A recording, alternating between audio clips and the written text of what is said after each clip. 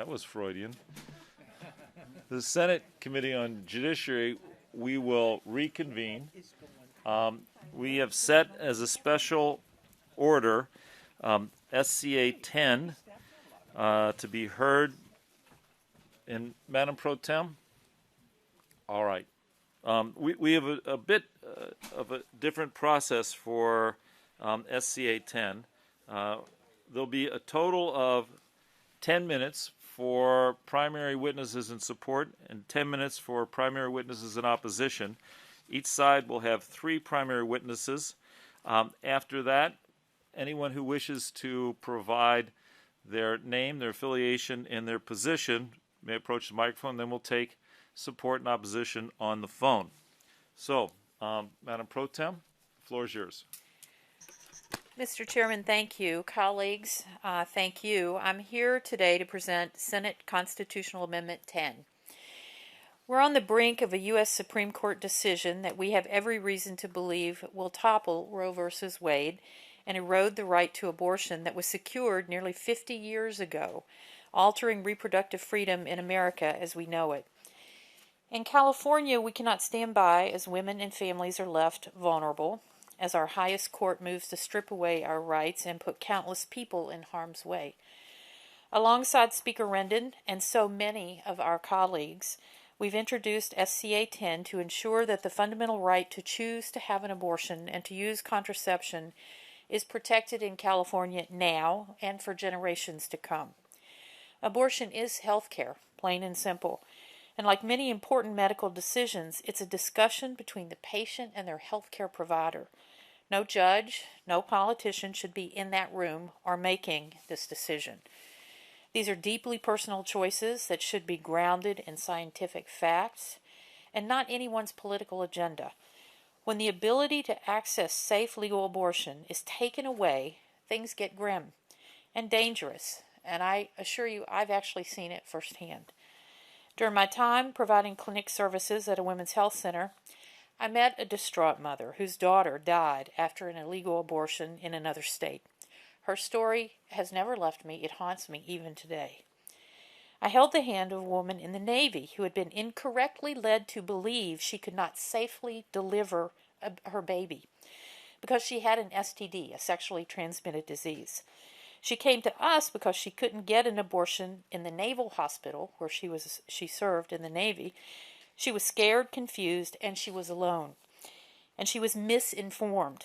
We helped her understand all of her options and that she could deliver a healthy baby despite having an STD. She went home.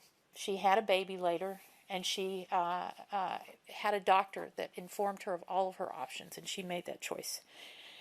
This is what's at risk: real families, real lives, and real options. So I respectfully ask you to consider passing SCA 10 today.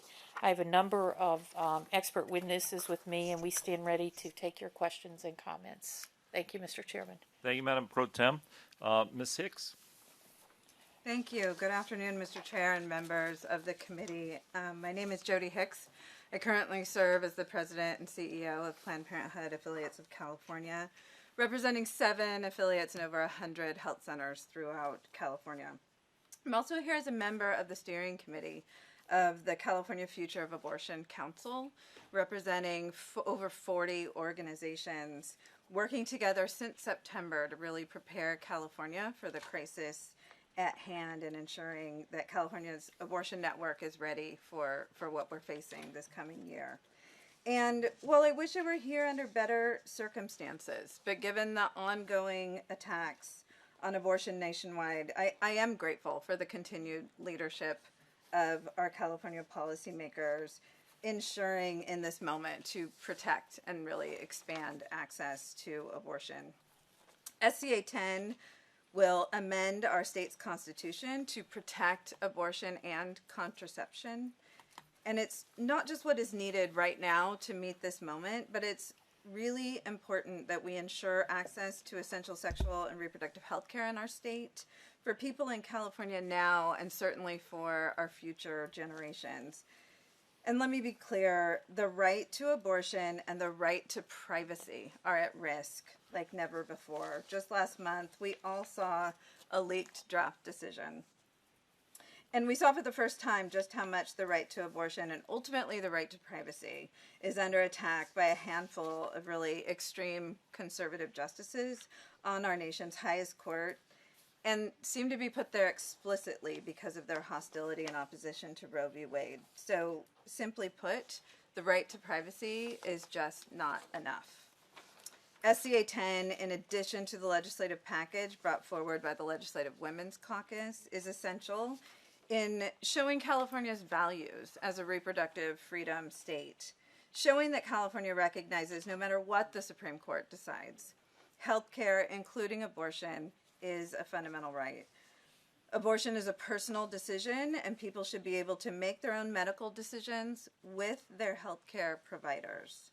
And the reality is we're facing a Supreme Court decision in just a few weeks, impacting over half the country. And we are talking about 26 states where abortion services are either severely restricted or banned completely, where people will have to travel outside of the state that they currently live in order to get health care. And we are talking about over 35 million people.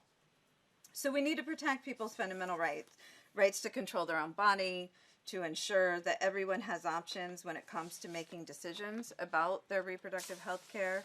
And SCA 10 will continue to allow individuals and families the freedom to decide if and when to have children, empowering people with the ability to plan their lives and really to achieve their goals and their dreams. So we need to act now to ensure abortion remains safe and legal here in California, that important healthcare decisions are left to a person and their providers with the backing of science, evidence-based medicine, and not a political agenda. This constitutional amendment sends a clear signal across the country that not only is abortion care legal and available in California, but we as a state care about you, and we will fight for you. It is another step that policymakers are taking to ensure that across California, we have the ability to make the best decision for everyone, when or if they want to start a family, and how best to do so. It's crucial that people feel safe, especially right now when accessing the essential health care they want and need throughout their pregnancy and beyond. This effort provides the much needed reassurance in this time of uncertainty. And thank you, and I ask for your aye vote. Thank you, Ms. Hicks. There's about 6 minutes left. Dr. Gupta? Good afternoon, Chair Umberg and committee members. Thank you for having me. My name is Dr. Pratima Gupta. I'm a board-certified obstetrician-gynecologist and member of the American College of Obstetricians and Gynecologists, District 9, also known as ACOG. While it may be hard to believe based on my youthful appearance, I've been a provider of abortion care for over 20 years. I've proudly worked all over our glorious Golden State, from my medical school and residency in Los Angeles to a fellowship in family planning and master's in public health in the San Francisco Bay Area, and I currently reside and work in San Diego at UCSD and Planned Parenthood, where I also travel to our more rural centers to improve access to care. As an obstetrician-gynecologist, I support the health, safety, and well-being of our patients by providing comprehensive medical care, working to ensure that all patients can access the full spectrum of maternal, sexual, and reproductive healthcare options, including abortion, and by providing inclusive, patient-centered care with an emphasis on justice, respect, compassion, and dignity. And in that context, I'm here today speaking in support of SCA 10, which amends our state constitution to protect abortion and contraception as essential components of comprehensive evidence-based healthcare. Access to care should not depend on your zip code. Questions about whether and when to access abortion care should be removed from the political context and returned to patients and healthcare professionals like me.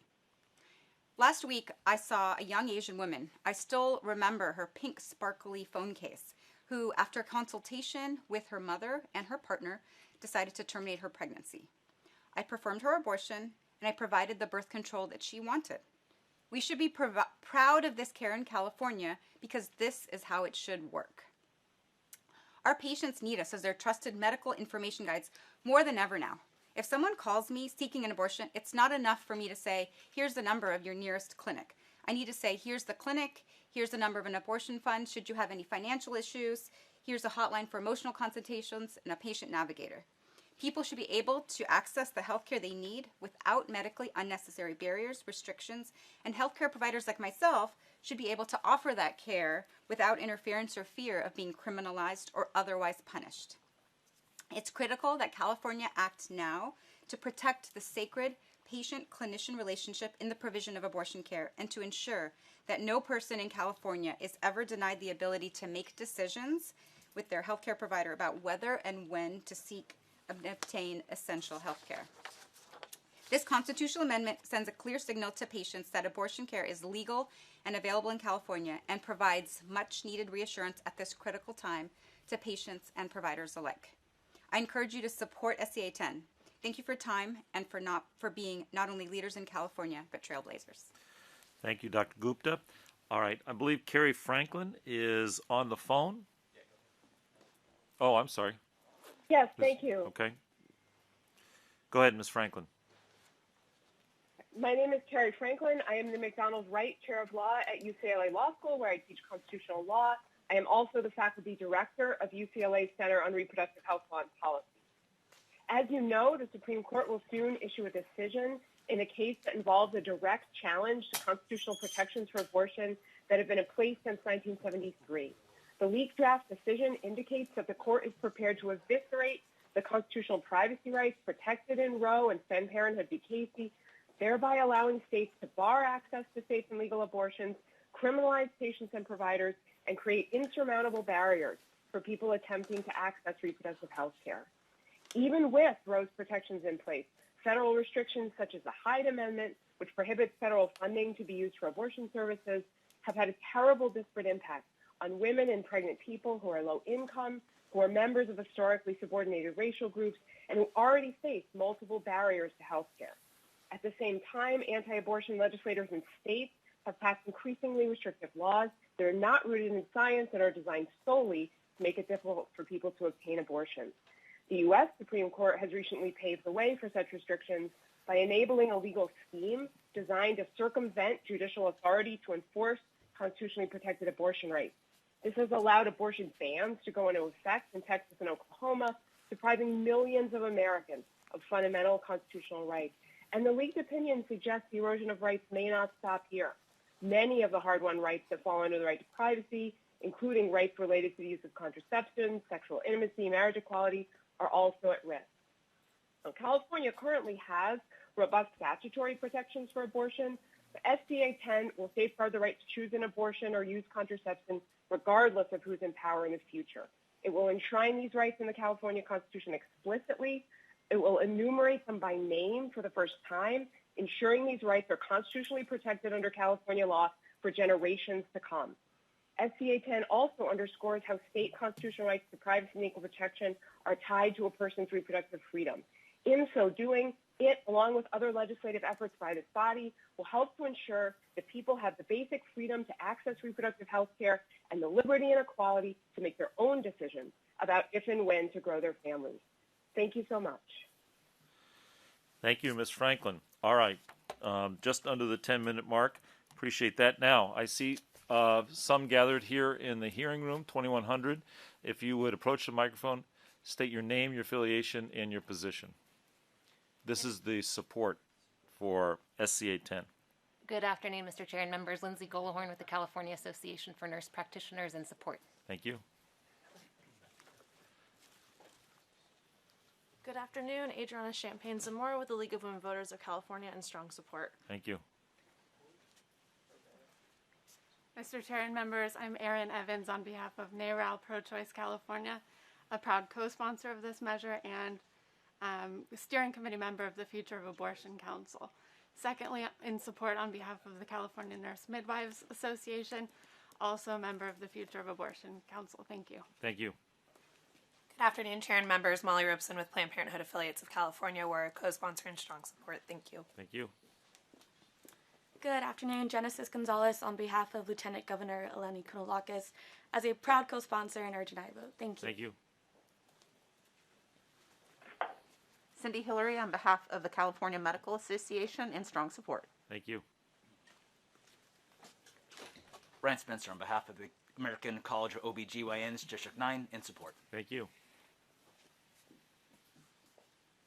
Jeronimo Aguilar here on behalf of All of Us or None in support. Thank you. Alyssa Moore, behalf of All of Us or None as well, in full support. Thank you. All right, seeing no one else in room 2100, let's turn to the phone lines. Moderator, if you would queue up those in support of SCA 10 so they can provide their name, their affiliation, and their position. Thank you. To speak in support, please press 1 then 0 on your phone. And we will start with line 164. Please go ahead. Tommy Martin on behalf of Equality California in support. Thank you. Line 177, please go ahead. Katie Van Dyne with Health Access California in support. Thank you. Line 193, please go ahead. Good afternoon, Chair and members. Mark Isidro on behalf of the Los Angeles County Board of Supervisors in support. Thank you. Thank you. Line 186, please go ahead. Good afternoon. Kathy Van Austin on behalf of the American Association of University Women California in support. Thank you. Thank you. Line 191, please go ahead. Hi, Flor Hunt on behalf of TEACH, Training in Early Abortion for Comprehensive Health Care, also part of the steering committee of the Future of Abortion Council in strong support. Thank you. Thank you. Line 168, please go ahead. Bruce Dawson on behalf of the ACLU California Action in support. Thank you. Thank you. Line 166, please go ahead. Good afternoon, Sylvia Castillo with Essential Access Health. We're a proud co-sponsor and Future of Abortion Council Steering Committee member. Thank you. Thank you. Line 199, please go ahead. Good afternoon, Mr. Chair and members. Sonia Moviekia with Black Women for Wellness Action Project, proud member of the California Future of Abortion Council Steering Committee and co-sponsors in strong support. Thank you very much. Thank you. Line 184, please go ahead. Good afternoon. My name is Leah Sandler, and I'm calling on behalf of Equal Rights Advocates in strong support. Thank you. Line 162, please go ahead. Good afternoon, Chair and members. Madeline Cooper from Nielsen Merksmer on behalf of the County of San Diego in support. Thank you. Thank you. Line 169, please go ahead. Good afternoon. This is Claire Lipschultz with the National Council of Jewish Women, California, in strong support. Thank you. Thank you, and that is all that I had in queue. All right, thank you, Madam Moderator. Now let's turn to the opposition. Opposition, we have Ms. Arnall, Ms. Domingo, and Ms. Bradford. I believe all of you are here in the hearing room. You'll have 10 minutes, so I see Ms. Arnall at the microphone. Go ahead.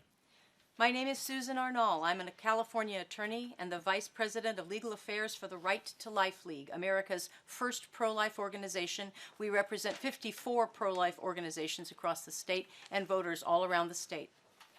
The California Constitution declares that, quote, a person may not be deprived of life without due process of law or equal protection of the laws. CSA 10, the abortion amendment, directly contradicts those fundamental, inalienable rights to life and liberty proclaimed in our state constitution. The abortion amendment's disordered approach grants a constitutional right to destroy another life by placing a subordinate right, the right to privacy, ahead of an individual's fundamental right to exist. This is a civil rights violation of monumental proportions.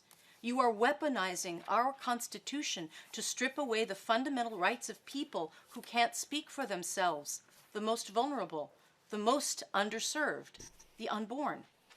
Gas prices and inflation are hitting all-time highs. Instead of helping struggling families, California will spend $125 million of taxpayer money to fund the abortion industry. Your spending policies are literally forcing mothers to make desperate choices between having a baby or paying rent. The Guttmacher Institute research shows that approximately 75% of abortions are obtained by women at or below the federal poverty level. These women are financially desperate. They do not want to abort their baby. They feel like they have no other choice. This abortion amendment works together with many other bills to exclusively favor the abortion industry over other life-giving reproductive alternatives. Instead of raising the level of medical care for women, you are slashing standardized procedures and physician oversight for abortion. That's SB 1375. And fast-tracking abortion licenses. That's AB 657. Instead of respecting our Constitution, you are creating a safe haven for human traffickers. That's AB 1666 and 2091.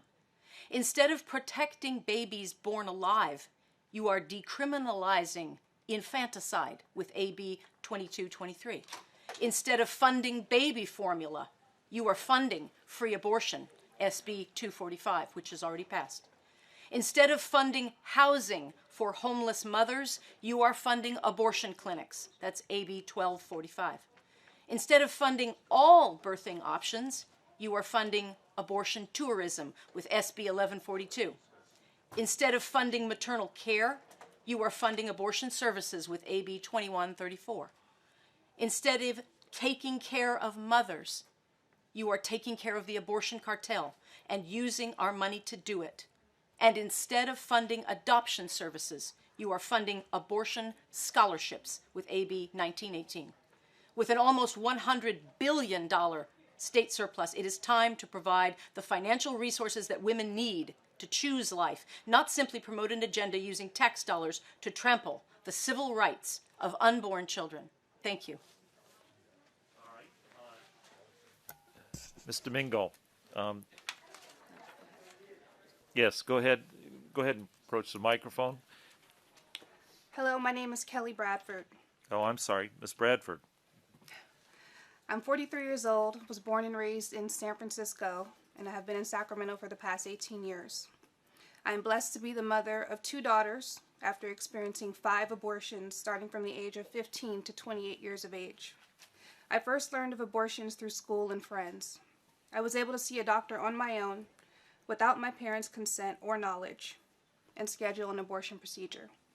It was easy to do without getting anyone involved and became a method of birth control after the second time. I know other women that have gotten 7, 10, or even more abortions in their lifetime, and some no longer able to have children. Unfortunately, it is more common in the minority community, as many of us are being raised by single mothers. I remember wanting to have the child and become a mother, but being told by my boyfriend that it wasn't a good time or that I was just too young by my own family. So whether or not I wanted to go forward with it, I felt pushed and obligated to get the abortion because I didn't have any support. Being faced with an unplanned pregnancy is terrifying. So when you go and speak with an abortion counselor, they sell it to you as a way to get your life back to normal. They rarely even discuss the negative effects that it has on your life, let alone the complications that can go on during the process. You are made to quickly read potential side effects on a piece of paper and sign it. I was told that my unborn baby was a fetus and not actually a life, so he or she wouldn't be hurt by the abortion. I was lied to regarding what abortion really is, as are so many people all over California. Legislators in this room are continuing to tell those lies even today. During the pandemic, I heard a testimonial from a former abortion doctor that shocked me. This abortionist explained to me for the first time what abortion was really like. The unborn baby is not just vacuumed out as we are told, but sometimes it is pulled out in pieces by limbs and body parts, and sometimes still alive. I was absolutely repulsed. Here in California, it has been made so easy and common practice to go out and get an abortion through Planned Parenthood that many women don't even know where to go to get support if they want to have their baby. Most of the women going into an abortion clinic today are minorities, young, afraid, and don't know what to do. If they don't want to get an abortion, they walk through those doors. They are turned away without any information or support available to them. It's like they don't even care. Thank God there are people out on the sidewalk there that direct them to a local pregnancy pro-life care center where they can be supported and taught how to love through growing their families and not destroy them. Putting the right to an abortion into the state constitution is not going to help the minority community whatsoever. Abortion is not health care. It has left me and millions of women broken, regretful, ashamed, depressed, and some even suicidal. It's a temporary solution to a much deeper problem. You are lying to people when you hold abortion out as an easy answer to a complex problem. Abortion is devastating people's lives. SCA 10 is going to make the problem even worse. Thank you. All right. Next, Ms. Domingo. Ms. Domingo is present. Thank you.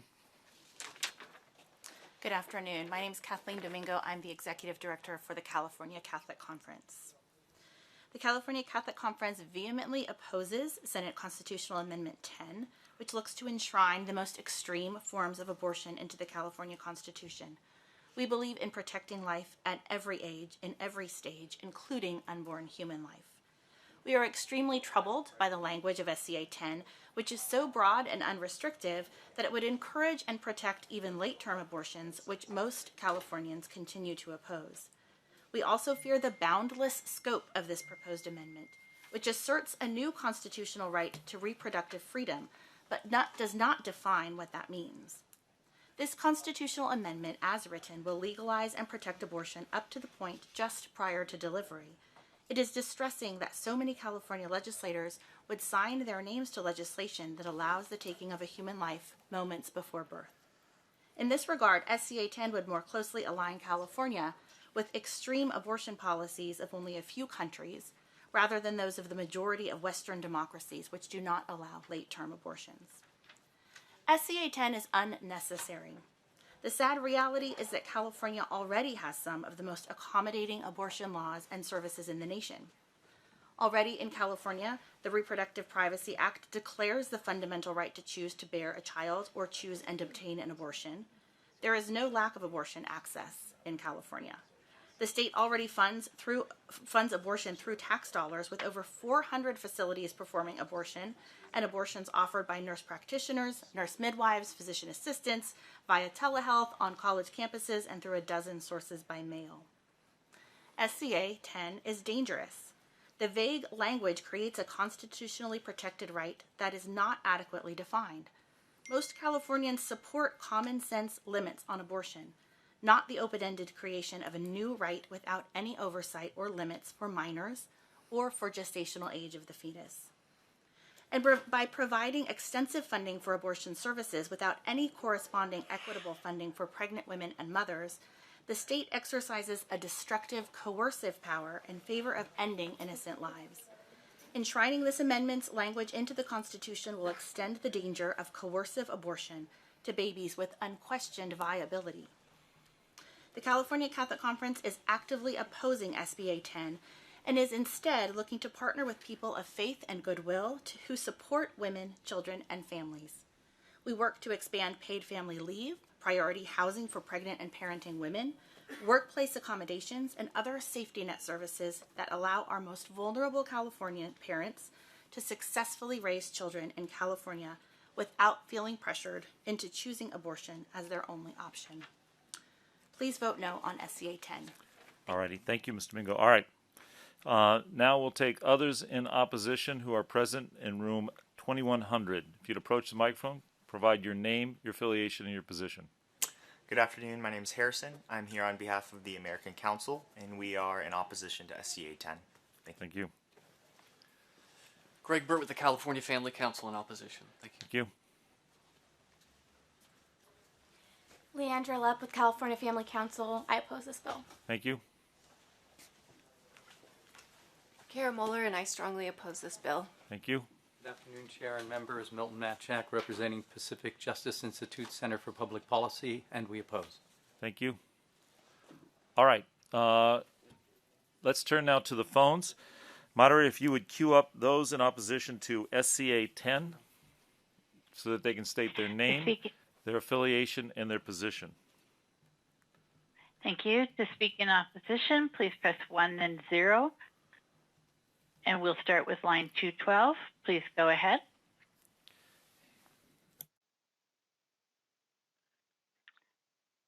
I'm sorry, they removed themselves. 212. If you still wish to speak, please press 1 then 0 again. We'll go to line 205. Please go ahead. Hi, my name is Jocabet Torres. I'm a student at UC Berkeley, and I'm also part of Pro-Life San Francisco, and I oppose the bill. Thank you. Next, we have line 211. Please go ahead. Penny Harrington from San Diego County, strongly opposed. Thank you. Next, we have line 198. Please go ahead. This is Tony Rosales with Capital Resource Institute in opposition. Thank you. Next, we have line 204. Please go ahead. Good afternoon. Janelle Apana, mother of 3, in strong opposition. Thank you. Next, we have line 201. Please go ahead. My name is Robert Bird, District 11 resident and organizer with Pro-Life San Francisco, and I urge you to vote no on SCA 10. Thank you. Next, we have line 215. Please go ahead. My name is Raquel Holguin from Riverside County. I represent Catholic Families for Freedom, and we strongly oppose. Thank you. Next, we have line 217. Please go ahead. Good afternoon. I'm in support. I'm from the National Association of Social Workers, California chapter, Gillen Shea, and we strongly support this bill. Thank you. Thank you. Next, we have line 214. Please go ahead.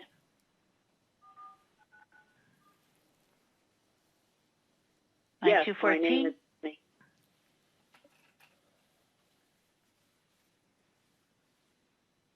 Go ahead. My name is Bonnie Winslow. I am a retired RN, 50 plus years in the medicine field, and I strongly oppose this bill, both for medical reasons and for Thank you very much. humanitarian reasons. Thank you. Next, we have line 207. Please go ahead. My name is Lucas Borghese. I'm with Pro-Life San Francisco, and I strongly oppose this bill. Thank you. Thank you. Next, we have line 220. Please go ahead. Hello, my name is Darshella Butler. I'm a brand new mother of 1. I'm from Oakland, California, and I'm affiliated with San Francisco Pro-Life, and I oppose this bill. Thank you. Thank you. Next, we have line 210. Please go ahead. Yes, my name is Teresa Brennan, and I'm the president and executive director of the Right to Life League, and we strongly oppose this amendment. Thank you. Next, we have line 160. Please go ahead. Yes, my name is Linda Fleming. I'm with Anglicans for Life, and I strongly oppose this legislation. Thank you. Next, we have line 224. Please go ahead. My name is Eileen O'Neill. I'm with 40 Days for Life from Danville, California. I strongly oppose. Thank you. And that is all that I have in queue.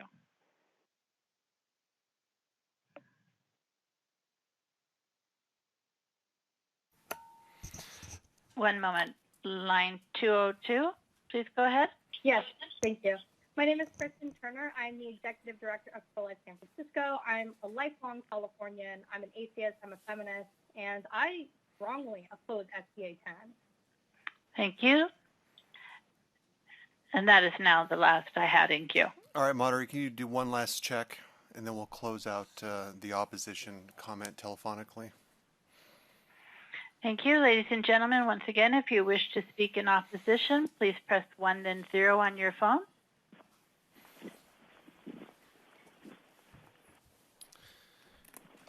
All right. At one moment while we get the line number.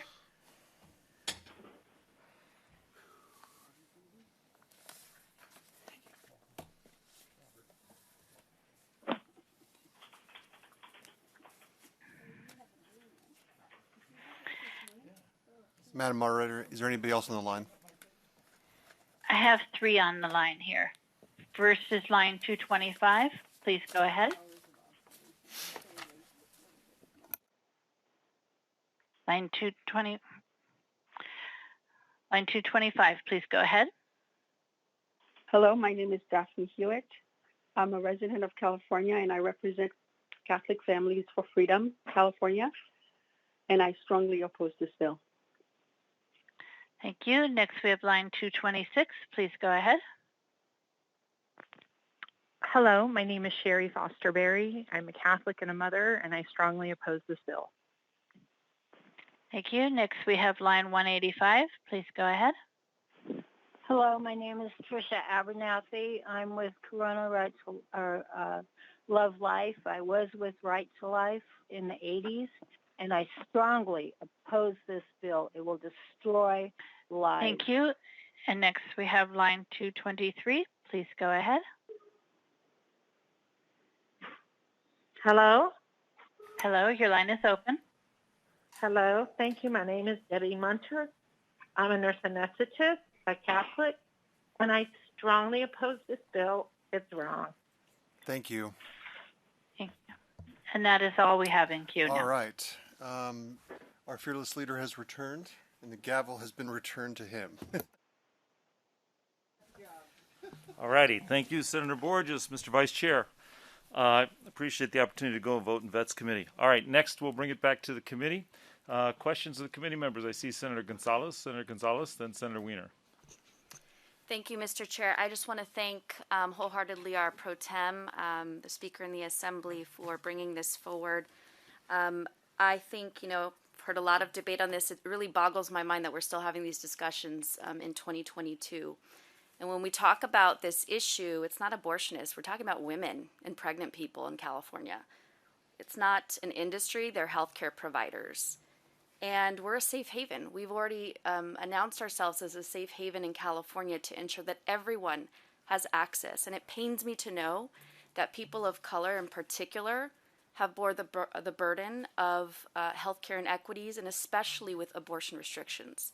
So enabling this constitutional amendment to move forward not only allows people of color here in the state of California, women and pregnant people of all different colors and origins, to be able to have access, but people across the country. This is a bold statement. Again, I want to thank our pro tem for bringing this forward, and I will continue to support legislation like this, and I want to thank our stakeholders for being here as well. Thank you. Thank you, Senator Gonzalez. All right, Senator Wiener? Maybe they can turn that off. Speak over. Go ahead, Senator Wiener. Thank you, Mr. Chairman. I also want to thank Madam Pro Tem and Mr. Speaker for bringing this important measure forward. I think given the disaster, the train wreck that seems to be unfolding in the U.S. Supreme Court, California needs to act now, this year, not next year, now, to make crystal clear that we value reproductive choice, that we value the civil rights of members of our community, and this will move us in that direction. So I'm really appreciative for the quick leadership in response to what's happening in D.C. I also wanted to say that I wish that some leaders in the anti-abortion movement would spend less time trying to micromanage people's reproductive choices and more time doing things like ensuring that all children have nutritious food and that children can attend school without being shot up by weapons of war.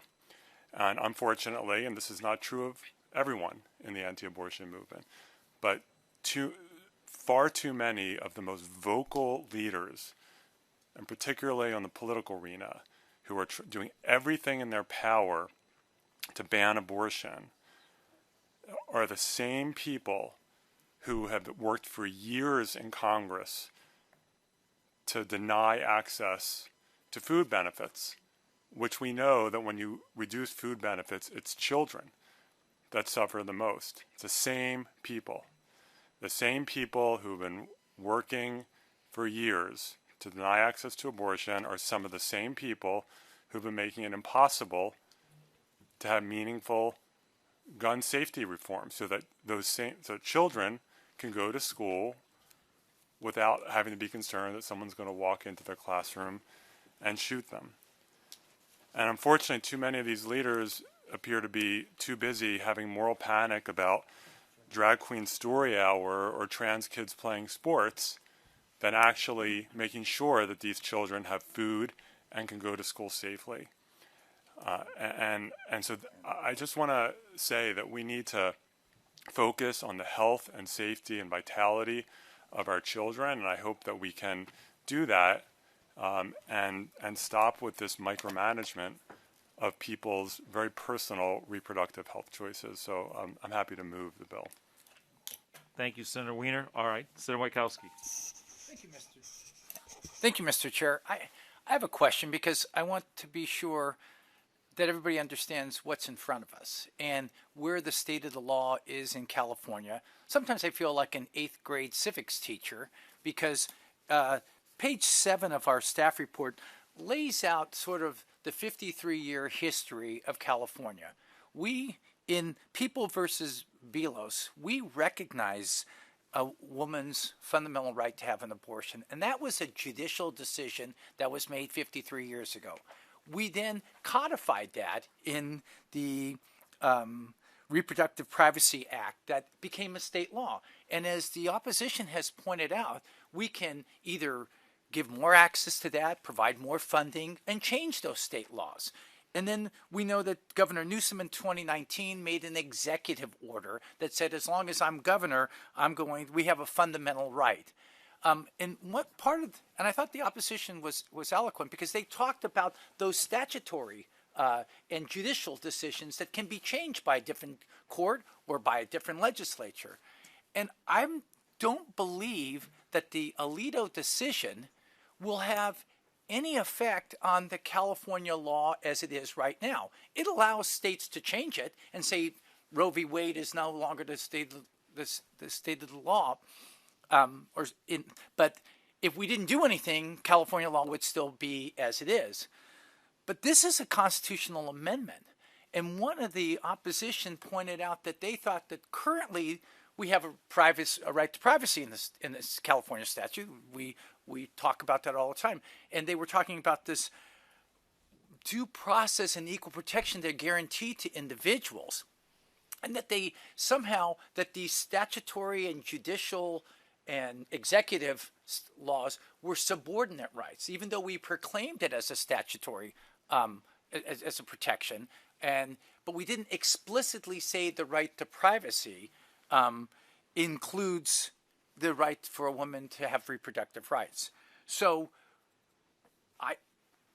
my understanding that if we do this, if we move this constitutional amendment and explicitly say that the woman has a fundamental, a right to privacy, but a reproductive right, then what we're doing is protecting that woman's right from subsequent California legislatures and California governors and California Supreme Courts that may want to say that, oh no, this is just some executive order that the guy made in 2019 or a statute.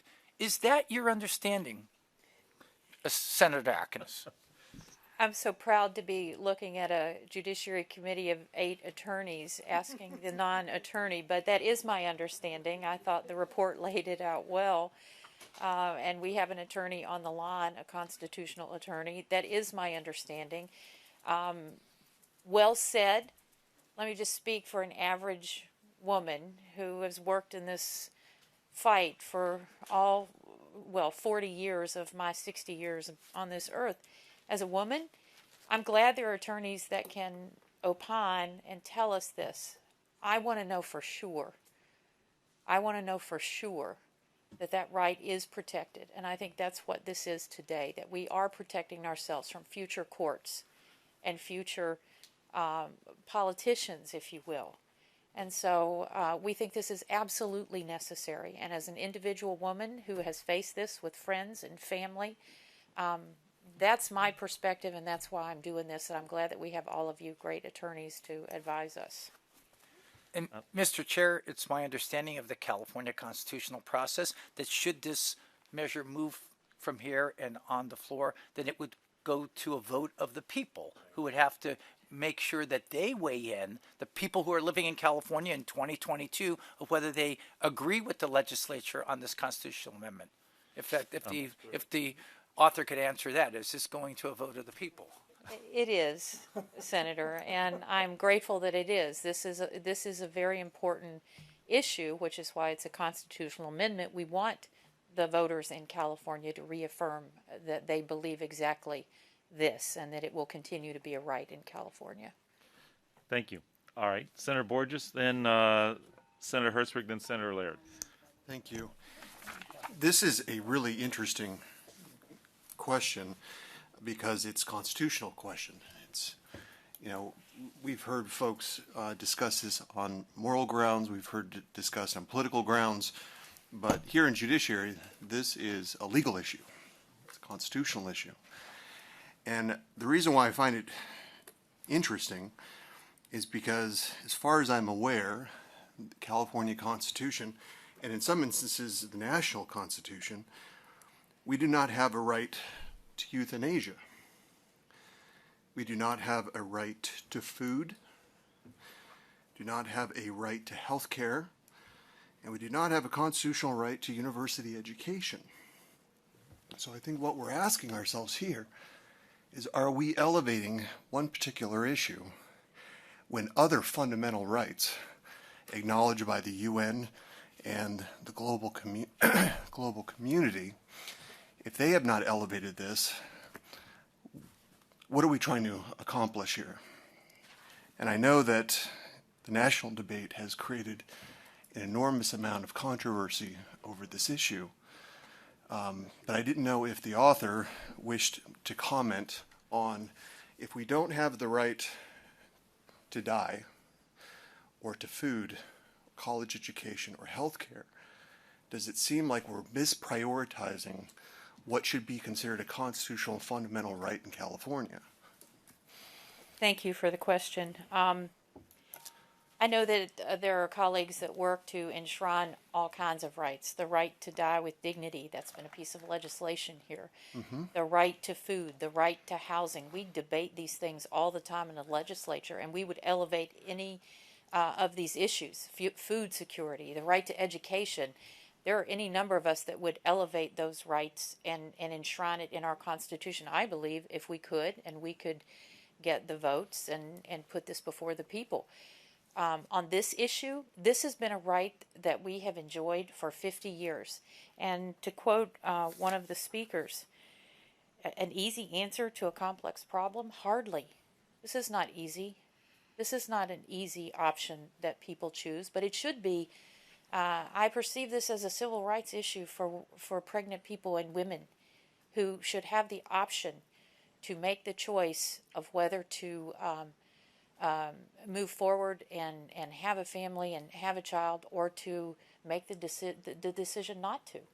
And it has been in our Constitution and seen that way, interpreted that way, under the right to privacy for 53 years. Now it's being threatened to be taken away, very likely will be. And so it's urgent that we do this now, not to take a right away that people fought to gain. So if you're asking me if I elevate this above other things, I don't prioritize. I think many issues are important. This one is under attack right now. That's why this issue is before us now. And I appreciate those comments. I think no one's under any impression that California legislation is under threat in this domain. I think we are a standalone state as a leader in this space, acknowledging Roe v. Wade and the protections that have gone along with that. I'm just concerned that, as I mentioned, that we are unnecessarily taking this issue and incorporating it into the single most important document that we have in the state of California, when I would submit to you and to others that if we were to devise a constitutional amendment, I would love to see the other essential components of our human condition be respected as well, including education, healthcare, food, and water. And I think to ignore that, I think is missing an opportunity. But I will say this: I have a long track record at the local level and at the state level that even on issues that I may disagree with, if it is being submitted to the voters, let Californians decide.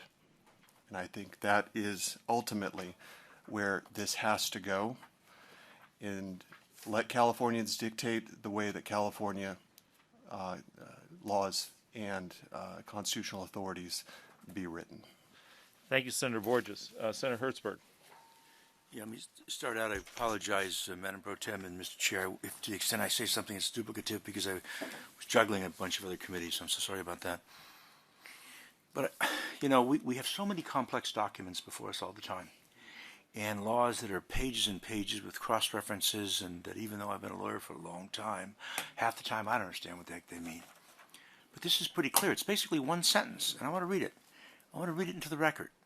The state shall not deny or interfere with an individual's reproductive freedom in their most intimate decisions, which includes their fundamental right to choose to have an abortion and their fundamental right to choose or refuse contraceptives. It's basically one sentence. Constitutions are about one sentences and basic principles of who we are as a society. I do think that where we have had, as the author has articulated, what the rule of law has been for the United States and for California, as Senator Wachowski said, as a result of a case in '69, as a result of all these interpretations, as a result of what the idea of the right of privacy means. The right of privacy is not in the Constitution. It was under the penumbra of the Bill of Rights as defined in the Griswold case by Justice William Douglas. It didn't exist. And so the message here, and it is, as you suggested, Senator Wachowski, that we're taking this to the voters, that we have to make this ironclad, that there cannot be a doubt. There cannot be any court or judge or justice or anybody else or any elected official that fundamentally changes the will of the people that will be on the ballot. So I just wanted to join in, obviously in support as a co-author of this measure, but also to make the point in the simplest terms about what it says. It's not anything that's complicated, and it is something that just, in its most fundamental sense, just reaffirms what has always been the law of the land since most of my life. And I would ask for an aye vote. Thank you very much, and thank you for introducing this measure, Madam Pro Tem, along with the Speaker of the Assembly. All righty. Thank you, Senator Hertzberg. Senator Laird. Thank you very much, Mr. Chair. If you look at today's newspapers where it says what happened on this date, 55 years ago today, Ronald Reagan signed the first abortion law in California, 55 years ago today. It was a Democratic legislature and a Republican governor. And what we're talking about, and some of my colleagues have been talking about, is the progression. When I was in the Assembly, there was a threat on Roe v. Wade with the George Bush court. And as a result, Senator Sheila Kuehl recognized that the law that was in place was the law that was signed by Ronald Reagan. And so the legislature enacted, a Democratic legislature, and a Republican governor signed an update to that law that brought it more into where we are now with reproductive practices. And if you look at where we are this moment, yes, this is a right that might be enshrined in the Constitution, but we have, by statute, said the right to die, and it has survived the court test. It is not at risk. We have said by statute the right to clean water, and that has not been challenged and is not subject to it right now. We have the right to non-discrimination, and that survived things, and it has not been enshrined in the Constitution. And yet right now, circumstance, this issue has been elevated not by us, it's been elevated by circumstance, because the right to privacy is not enough to the federal Supreme Court. And if you look at the right to privacy here, which is guaranteed, this constitutional amendment would make sure that that it is more than that in protecting this right. So I think the one additional thing to say is that as somebody that was very active at the outbreak of AIDS and HIV there weren't many people standing with us when that happened. As a matter of fact, is something like 37 or 38 years ago, somebody was fired in Santa Cruz for volunteering at the AIDS Service Agency, where I was one of the founders and eventually an executive director. And about the only organization that stood up for us when that happened was Planned Parenthood. And I think many of us from that time recognized that the important thing, and I am so happy that the men on this committee have spoken up, because it is people that aren't the ones that are most immediately at risk that need to stand with those at risk in a time of challenge like this. And so this is about, as Senator Wieckowski said, this is about letting the people decide.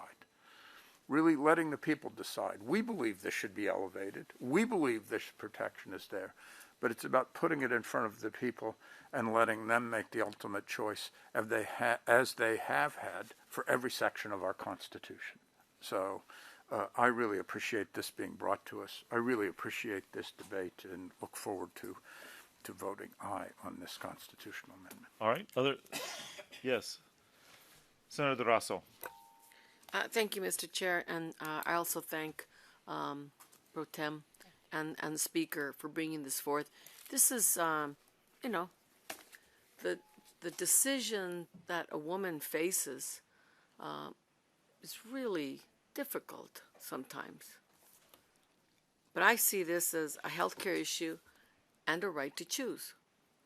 To be in a position to have the resources, to have everything that you need to raise a family when you want to raise a family in the most dignified way.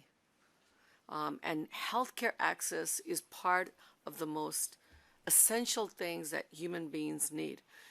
20% of Californians are Latina women. Significant number of them are poor. A significant number of them don't have the resources that they need and they deserve. They ought not be forced to be a parent when they don't want to or they can't. They ought to be able to have a child when they can and when they want. And to me, that's what this is about, is protecting that basic right. So thank you very much, Madam Pro Tem. Thank you. Senator Durazo. Other questions, comments? Seeing none. Madam Pro Tem, you care to close? Very quickly, I think my colleagues have said a lot of wonderful things, and I want to thank you for that. I want to thank Planned Parenthood, all of the sponsors, the health advocates, the Future of Abortion Council, who understood what was at stake. A right you can have, but if you don't have the services available to you, if you don't have the providers available to you, then is it really a right or an option that you have? So I really want to thank them for the work that they've done. I want to thank the doctors in particular who are on the front lines despite the opposition and emotion around this issue, who continue to provide services for their patients, regardless. So I want to thank you for this. This is very important. I want to thank all of you for supporting this constitutional amendment that we can put before the people, and they can reaffirm their belief that this is health care and people should have this right. I ask for your support and your aye vote. Thank you, Madam Pro Tem. Madam Secretary, moved by Senator Wiener, I believe. Yep. Madam Secretary, if you would call the roll. The motion is be adopted, but first be re-referred to the Committee on Elections and Constitutional Amendments. Umberg? Aye. Umberg, aye. Borges? Caballero? Aye. Caballero, aye. Durazo? Aye. Durazo, aye. Gonzalez? Aye. Gonzalez, aye. Hertzberg? Aye. Hertzberg, aye. Jones? Jones, no. Laird? Aye. Laird, aye. Stern? Aye. Stern, aye. Wieckowski? Aye. Wieckowski, aye. Wiener? Aye. Wiener, aye. You have 9-1 with all members here. Alrighty. Thank you. You have to. Senate Constitutional Amendment 10 is out. All right. We're going to come back to Assemblymember Bauer-Kahan.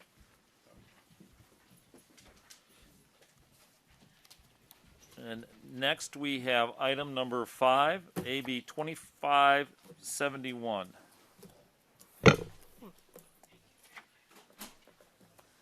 Thank you, Mr. Chair and members. Today I am presenting AB 2571, a bill that protects impressionable